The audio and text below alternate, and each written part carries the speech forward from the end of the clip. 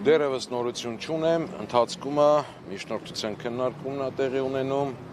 դերևս հարց ու պատասխանի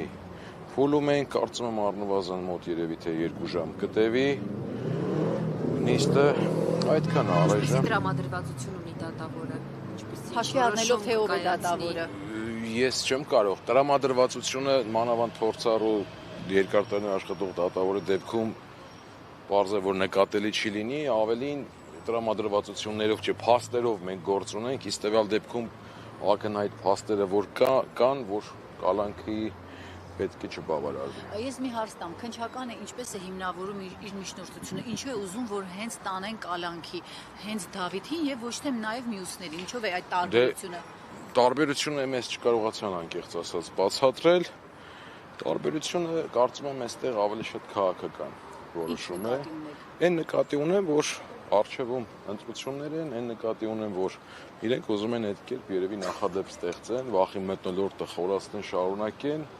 որ ընդդիմադիր կլինի, ինչ որ մեկը իր դիրքորոշումը, եթե հայտնի, որը ոչ այդքան հաճելի լինի, տվյալ դեպքում գաղափարված լինի, կարծում եմ, այստեղ մենք գործ ունենք քաղաքական բռնաճնշման հետ, չնայած երիտասարդը որևէ քաղաքական կողմնորոշում, այսինքն կուսակցական կամ չի, այլ սա պարզապես ընդհանուր երկրի մթնոլորտի ես ճնշում եմ համարում, այն որ ընդհանուր բռնապետական ճնշում եմ համարում այս ամենը։ Ու նաև իմ համար կրկնակի ցավալի է, որ այդ դիպվածը տեղի ունենում եկեղեցում, իմ համար ցավալի է, որ ստացվում է վարչապետի պաշտոնը զբաղեցնող անձը եկեղեցում ինչ գործունեություն էր ծավալում, քարոզչություններ անում, ինչու պետք է զինված անձինք մտնեն եկեղեցի դուրս գան։ Առաջադրված, երբ որ ասում են գործունեությունը միջամտելու նպատակով բռնություն գործադրել պաշտոնյայի նկատմամբ։ Այստեղ եկեղեցին է վայրը։ Համար անհասկանալի է այդտեղ եկեղեցում պաշտոնյա այդ հանդես գալիս որպես նշված անձնավորությունը, թե պարզապես մտել էր եկեղեցի։ Այդ ամենը անհասկանալի է։ Քննչականը ասում է, որպես ինչ է հանդես գալիս։ Քննչականը կարող եմ մի ձևակերպման ասել, որևէ մեր հարցին առայժմ սպառիչ պատասխան չի տվել։ Հայ կարգավիճակ ստացել է Նիկոլ Փաշինյանը, որտեղ միջադեպին է եղել, իսկ դուժողի կարգավիճակ։ Մենք բազմաթիվ գործեր ունեցել ենք, որտեղ պետք է դուժողի կարգավիճակ ստանալ, երբևէ այդ համարձակությունը չեմ տեսել, որովհետև եթե դուժող լինի, պետք է հարցակնվի, պետք է գա դատարան, մենք այդպիսի նախադեպ չենք ունեցել։ Իսկ այլ վկաներ հարցակնվել են գործի շրջանակում։ Այս պահի դերությամբ չեմ կարող ասել։ Պարոն Հարությունյան, դե բռնություն գործադրել, եթե ասում է, որ բռնություն գործադրել անձի նկատմամբ, այս դեպքում չի ենթադրվում, որ անձը պետք է դուժող ճանաչվի, հատկապես երբ քննչականը նշում է, որ հարվածել է։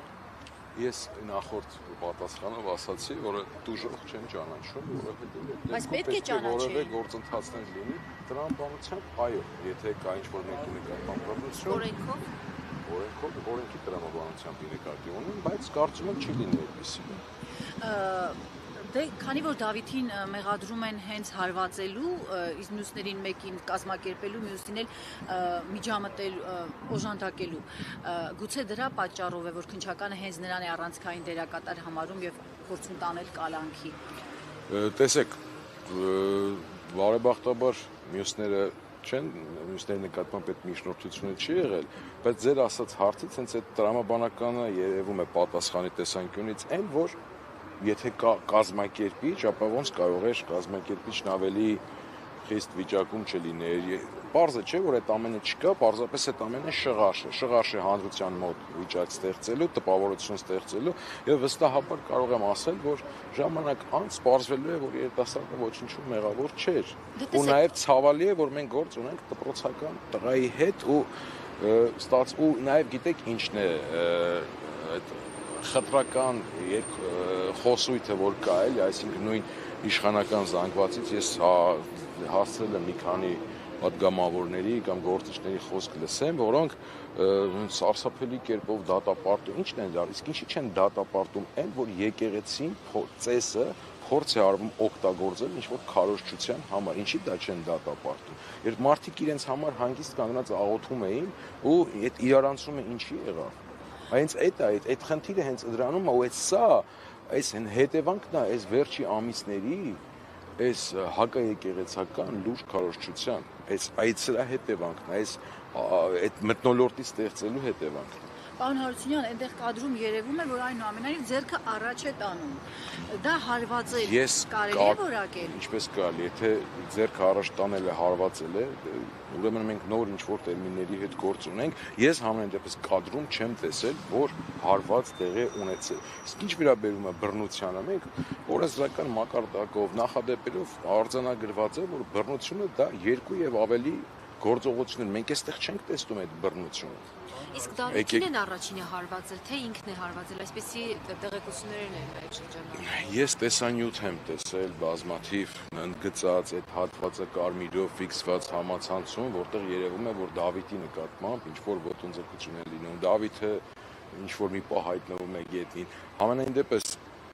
այս պահին 18-ամյա երիտասարդին միջնորդելը կալանքի,